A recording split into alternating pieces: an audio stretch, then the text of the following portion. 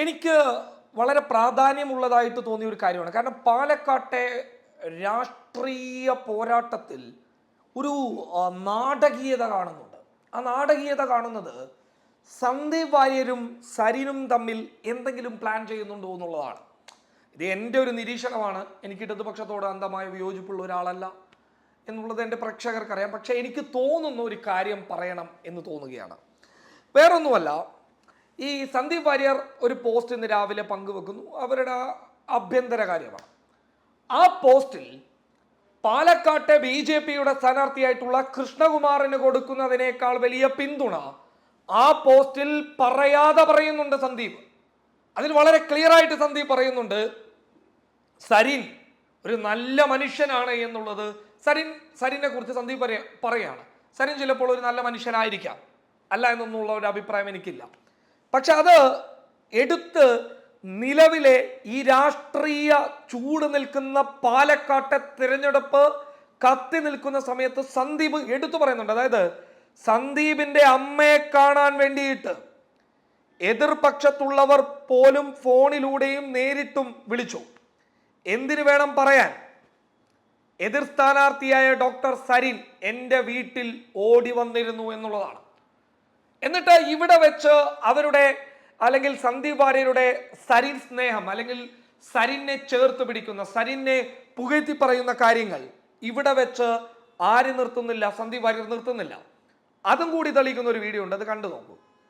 CPM നേതാക്കളെങ്കിലും ബന്ധപ്പെട്ടിരുന്നു ഈ ദിവസങ്ങളിൽ, ഈ സമയങ്ങളിൽ? അല്ല, CPMന്റെയും കോൺഗ്രസിലെയും സുഹൃത്തുക്കൾ പലരും ഫോൺ ചെയ്തിട്ട് എന്താണ് കാര്യം ചോദിച്ചത്. ഇപ്പം സരിന്റെ വിഷയം ഉണ്ടായപ്പോൾ സരിൻ പറഞ്ഞല്ലോ 2 BJP നേതാക്കൾ ബന്ധപ്പെട്ടു. അതിലൊന്ന് ഞാനത് പറഞ്ഞില്ല എന്നേ ഉള്ളൂ. ആ ഒരു നേതാവ് ഞാനാണ്. ഞാൻ വിളിച്ച് സംസാരിച്ചിട്ടുണ്ട്. കാരണം സരിനെ എനിക്കറിയാം. ഞാൻ വിളിച്ച് എന്താണ് സരിൻ പ്രശ്നം ചോദിച്ചത്. കാരണം സരിന്റെ ഭാര്യ വീട് മണ്ണാർക്കാട്, ഒരു സഹോദരനൊക്കെ എനിക്ക് പരിചയമുള്ള ആളുകളാണ്. സ്വാഭാവികമായിട്ടും സരിനായിട്ട് വിളിച്ച് എന്താണ് സരിനെ പ്രശ്നം എന്ന് ചോദിച്ചിരുന്നു. അത് സ്വാഭാവികമാണല്ലോ. അപ്പം പലപ്പോഴും പല ഘട്ടങ്ങളിലും വ്യക്തിപരമായിട്ട് തന്നെ പല കാര്യങ്ങളും. ഇപ്പം എൻ്റെ അമ്മ മരിച്ചപ്പോൾ ബഹുമാനപ്പെട്ട രമേശ് ചെന്നിത്തല, ഞാൻ ഏറ്റവും ആദരിക്കുന്ന ആനത്തലവട്ടം ആനന്ദൻ സഖാവ്, റഹീം, VT ബൽറാം, ഇവരെല്ലാം വിളിച്ചിരുന്നുണ്ട്. ഇവരുടെയൊക്കെ വീട്ടിലെങ്ങനെ ഉണ്ടായ സമയത്ത് ഞാൻ പോയിട്ടുണ്ട്. അതൊക്കെ മനുഷ്യത്വപരമായിട്ടുള്ള ഇടപെടലുകളാണല്ലോ. അങ്ങനെയാണല്ലോ വേണ്ടത്. ആ സമീപനം പോലും ശ്രീകൃഷ്ണകുമാർ ഉൾപ്പെടെയുള്ള സംസ്ഥാന നേതാക്കളുടെ ഭാഗത്ത് ഉണ്ടായിട്ടില്ല അല്ലേ താങ്കൾക്ക്? ഞാനത് വ്യക്തമായി സൂചിപ്പിച്ചിട്ടുണ്ടല്ലോ. അതിൽ കൂടുതൽ എന്താ പറയുക? ഞാൻ എൻ്റെ അമ്മയെ ഒരു രാഷ്ട്രീയ ആയുധമാക്കാൻ ഉദ്ദേശിക്കുന്നില്ല. പക്ഷെ എൻ്റെ അമ്മ മരിച്ചപ്പോൾ ഒരു മകൻ എന്നുള്ളത്, ഞാൻ ഒറ്റ മകനാണ്. ഈ സ്കൂളിലെ പ്രധാന അധ്യാപികയായിരുന്നു അമ്മ. ആ അമ്മയുടെ മരണസമയത്ത് ഉണ്ടായിട്ടുള്ള വേദനാജനകമായിട്ടുള്ള എൻ്റെ ഒരു അനുഭവം ഞാനത് പങ്കുവച്ചു. എന്തായാലും CPMലേക്ക് പോകാൻ ഇപ്പോൾ തീരുമാനമെടുത്തില്ല. അതേസമയം അവരുടെ നല്ല വാക്കുകളെ സ്വാഗതം ചെയ്യും. എന്നെക്കുറിച്ച് നല്ല വാക്കുകൾ പറയാൻ കാണിച്ചിട്ടുള്ള ഹൃദയവിശാലതയ്ക്ക് തീർച്ചയായിട്ടും എല്ലാവരോടും നന്ദിയുണ്ട്. ഇപ്പോൾ സംസ്ഥാനത്ത് ഇടപെടില്ല. പക്ഷേ കേന്ദ്ര BJP ഒരു കേന്ദ്ര പാർട്ടിയാണ്. അവർ ഇടപെടുകയാണെങ്കിൽ ഒരു അനുനയത്തിന് താങ്കൾ തയ്യാറാണോ? അല്ലെങ്കിൽ താങ്കളെ കൺസേൺസ് അവരോടും ഉന്നയിക്കുമോ? ഞാനിപ്പോൾ ഇനിയിപ്പോൾ എന്താ പറയുക, ഏതെങ്കിലും തരത്തിൽ ഇത് ചെയ്യേണ്ട എന്തെങ്കിലും കാര്യമുണ്ടെന്ന് എനിക്ക് തോന്നുന്നില്ല. ബിക്കോസ് ഞാൻ BJP വിടുകയോ മറ്റൊന്നും ചെയ്തിട്ടൊന്നുമില്ല. എന്തായാലും ഇങ്ങനെയൊക്കെ തന്നെയാണ് പലപ്പോഴും പല ആൾക്കാരും പറയാറുള്ളത്. ഞാൻ BJP വിടുകയില്ല. ഇപ്പോൾ സരിനാണെങ്കിൽ പോലും ഞാൻ കോൺഗ്രസ് വിടുകയില്ല എന്ന് പറഞ്ഞിട്ട് വിത്തിൻ ഹവറാണ് മാറുന്നത്. ഇപ്പോൾ ആത്മജ വേണുഗോപാൽ ഞാൻ കോൺഗ്രസ് വിടുകയില്ല എന്ന് പറഞ്ഞിട്ട് പെട്ടെന്നാണ് ബാക്കിയുള്ള പരിപാടിക്ക്. ഇതൊക്കെ സ്വാഭാവികമാണ്. കാരണം ആ സമയം വരെ ഒന്ന് പിടിച്ചു നിർത്താനുള്ള ഒരു സൈക്കോളജിക്കൽ മൂവ്. പക്ഷെ ഇവിടെ എല്ലാവരുടെയും പേര് പറയുന്നുണ്ടെങ്കിൽ പോലും സരിൻ ഒരു ഊന്നൽ നൽകുന്നുണ്ട്. അപ്പോൾ നമുക്ക് സരിൻ എന്താണ് സന്ദീപ് വാര്യരെ കുറിച്ച് പറയുന്നതെന്ന് ഒന്ന് കേൾക്കാം. സന്ദീപ് ഒരു വച്ചായ മനുഷ്യനാണ് എന്ന് സരിൻ എന്ന് ഞാൻ ചോദിച്ചു. ഇപ്പൊ അതിലും വലിയൊരു ദുഃഖത്തിലാണ് സന്ദീപ് വാര്യർ. ആശ്വസിപ്പിക്കാൻ സരിൻ പോകുമോ? ആശ്വാസം കൊടുക്കുമോ? ആശ്വാസ കേന്ദ്രങ്ങൾ അത് നടത്തും. സന്ദീപിന് വളരെ പക്വമായ തീരുമാനങ്ങൾ എടുക്കാനുള്ള കഴിവുണ്ട് എന്നാണല്ലോ ചാനൽ ചർച്ചയിൽ നമ്മൾ മനസ്സിലാക്കിയിരിക്കുന്നത്. നിശ്ചിതമായ വിമർശനം അഴിച്ചുവിടുന്ന ഒരാളാണ്. ശബ്ദം പോലും ഇല്ല അദ്ദേഹത്തിന് സംസാരിക്കാൻ. അത് എന്നെ പോലെ ഒച്ചടഞ്ഞുകൊണ്ടായിരിക്കും ചിലപ്പോ. എന്തായാലും ഞാൻ ആ വിഷയത്തിലേക്ക് കടക്കുന്നില്ല. സ്വാഭാവികമായിട്ടും ഞാനിത് വേറൊരു തരത്തിലും അനുഭവിച്ച ഒരാളാണല്ലോ. അപ്പോ സന്ദീപിന്റെ വിഷയങ്ങൾ വ്യക്തിപരമാണ്, അതവിടെ പരിഹരിക്കപ്പെടും. മറ്റു കാര്യങ്ങൾ ഇപ്പോൾ ചർച്ച ചെയ്യുന്നില്ല. പക്ഷേ എനിക്ക് തോന്നുന്നത് സന്ദീപിന്റെ സ്വത്തിനും ജീവനും ഒക്കെ ഭീഷണിയുണ്ട് എന്നാണ്. അത് സർക്കാർ കൊടുക്കും. സന്ദീപ് ആവശ്യപ്പെടുന്ന മുറയ്ക്ക് പോലീസ് സംരക്ഷണം കൊടുക്കേണ്ടി വരുമല്ലോ. മറ്റു കാര്യങ്ങളെല്ലാം സന്ദീപ് വ്യക്തമാക്കേണ്ടതാണ്. സന്ദീപ് എന്തായാലും ഈ രണ്ടുപേരുടെ ഒരു ഡയലോഗ്, അപ്പം അങ്ങോട്ടും ഇങ്ങോട്ടും ഒരു കണക്ഷൻ ഉണ്ട്.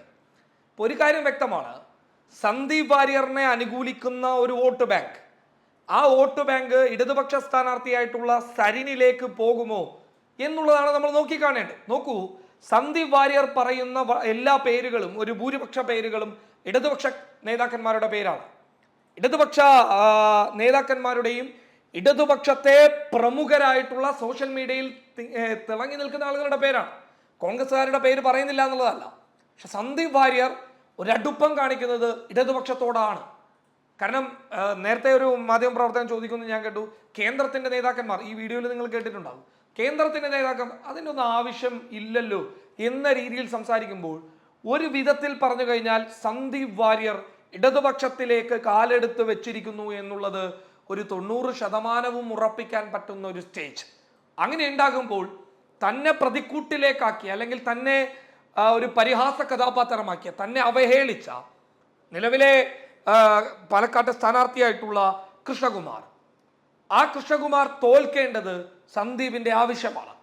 സുരേന്ദ്രൻ തോൽക്കേണ്ടത് സന്ദീപിന്റെ ആവശ്യമാണ്. അവിടെ രാഹുൽ മാങ്കൂട്ടത്തിൽ എന്ന് പറയുന്ന സന്ദീപിന്റെ ആവശ്യമാണോ എന്നുള്ളതാണ് നമ്മൾ ചോദിക്കേണ്ടത്. കാരണം രാഹുലിനെ കുറിച്ചിട്ടോ അല്ലെങ്കിൽ ഷാഫിയെ കുറിച്ചിട്ടോ ഒന്നും ഒരു പരാമർശവും ഇല്ല. കുറച്ച് മൊത്തം പരാമർശം സരിനെയാണ്. അപ്പോ നിലവിലെ ഒരു സഹതാപ തരംഗം സന്ദീപിന് അനുകൂലമാണ്. സന്ദീപ് വാര്യർക്ക് BJPയുടെ പ്രവർത്തകരിൽ നിന്ന് ഒരു വലിയ പിന്തുണ നിലവിൽ ലഭിക്കുന്നുണ്ട്. ആ പിന്തുണ സരിന്റെ വോട്ട് ബാങ്കായി മാറുമോ എന്നുള്ളത് നോക്കിക്കാണേണ്ട ഒരു വലിയ പ്രധാനപ്പെട്ട കാര്യമാണ്. കാരണം കൃഷ്ണകുമാർ അപമാനിച്ചിറക്കിയ മനുഷ്യൻ എന്ന് പറയുന്നത് BJPയെ സംബന്ധിച്ചിടത്തോളം ഒരു നിസ്സാരക്കാരനല്ല എന്നുള്ളതാണ്. കാരണം BJP എന്ന് പറയുന്ന പൊളിറ്റിക്കൽ പാർട്ടിയുടെ കേരളത്തിലെ ഒരു സോഷ്യൽ മീഡിയ ഫേസാണ് സന്ദീപ് വാര്യർ. ജയിക്കാതിരിക്കേണ്ടതും സന്ദീപിന്റെ ആവശ്യമാണോ എന്നുള്ളതാണ് നമ്മൾ ചോദിക്കേണ്ടത്. കാരണം രാഹുലിനെ കുറിച്ചിട്ടോ അല്ലെങ്കിൽ ഷാഫിയെ കുറിച്ചിട്ടോ ഒന്നും ഒരു പരാമർശവും ഇല്ല. കുറച്ച് മൊത്തം പരാമർശം സരിനെയാണ്.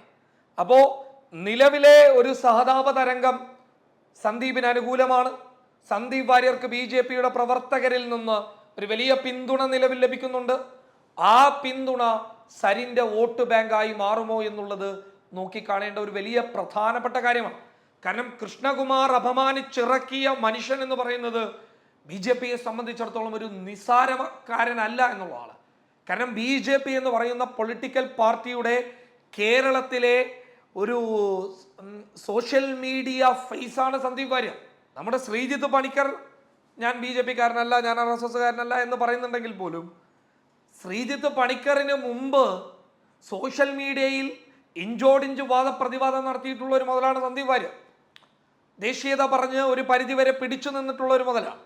അപ്പം അങ്ങനെയുള്ള ഒരു സന്ദീപ് വാര്യർ, അയാൾ BJP എന്ന് പറയുന്ന രാഷ്ട്രീയ പാർട്ടിയിലെ നേതാവിനപ്പുറത്ത് സാമൂഹ്യ മാധ്യമത്തിൽ തൻ്റെ പാർട്ടിയെ സംരക്ഷിച്ചു നിലനിർത്തിയ ഒരു പോരാളി എന്നുള്ള നിലക്ക് അയാൾക്കൊരു ഫാൻ ബേസ് ഉണ്ട്. അയാൾക്കൊരു തട്ടകം ഉണ്ടാക്കിയിട്ടുണ്ട് അയാൾ. അത് ഈ പറയുന്നത് പോലെ അല്ലറ ചില്ലറ ഒരു 100-200 പേരുടെ ഒരു തട്ടകമല്ല, മറിച്ച് ഒരു വലിയ ഫോളോവേഴ്സിനെ സൃഷ്ടിച്ച് സന്ദീപ് വാര്യർ മുന്നോട്ട് പോയിട്ടുണ്ട്. അത് BJP അപകടത്തിലാക്കും എന്നാണ് എനിക്ക് പറയാനുള്ളത്. അത് BJP അപകടത്തിലാക്കും മാത്രമല്ല, കൃഷ്ണകുമാർ നമ്മൾ ജയിപ്പിച്ചെടുക്കേണ്ട ഒരു സ്ഥാനാർത്ഥി അല്ല എന്ന ഒരു തോന്നൽ BJPക്കാർക്കിടയിലേക്ക് ഒരു പരിധിവരെ സന്ദീപ് വാര്യർ ഉണ്ടാക്കി കൊടുത്തിട്ടുണ്ട്. അപ്പോൾ സന്ദീപ് ഫാൻസ് ആയിട്ടുള്ള BJPയുടെ വോട്ട് കൃഷ്ണകുമാറിലേക്ക് പോകില്ല എന്നുള്ളത് ഇതിനെ വെച്ച് നമുക്ക് ക്ലിയർ ആയിട്ട് പറയാൻ പറ്റും. അങ്ങനെ പോയില്ലെങ്കിൽ രാഹുലിന് പോയില്ല എന്നുള്ളതാണ്. രാഹുൽ മാങ്കൂട്ടത്തിന്റെ പെട്ടിയിലേക്ക് അത് പോകില്ല എന്നുള്ളതാണ്. അതാണ് ഇവിടെ പോയിന്റ്.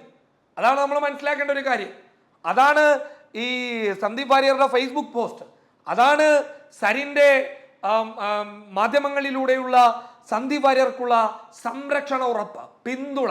ഇത് കണക്ട് ചെയ്തിട്ട് ക്ലിയർ ആയിട്ട് സരിൻ എന്തുകൊണ്ടുമാകാം എന്നുള്ള ഒരു തോന്നൽ അവർക്കിടയിൽ ഉണ്ടായി കഴിഞ്ഞാൽ എന്തായാലും അവിടെ രാഹുൽ ഒരു മേൽക്കൈ ഉണ്ടാക്കും എന്നുള്ള കാര്യത്തിൽ സംശയം വേണ്ട. പക്ഷേ 2ാം സ്ഥാനം എന്നുള്ള BJPയുടെ മോഹം എത്രമേൽ നിലനിൽക്കും എന്നുള്ളത് നോക്കിക്കാണേണ്ടതുണ്ട്. എന്തായാലും സരിന് സന്ദീപ് വാര്യരുടെ പാർട്ടിക്കകത്തുള്ള ഭിന്നിപ്പ് ഒരു വലിയ നേട്ടമാക്കാൻ സാധിക്കും എന്നുള്ള കാര്യത്തിൽ സംശയമൊന്നും വേണ്ട. News desk public Kerala.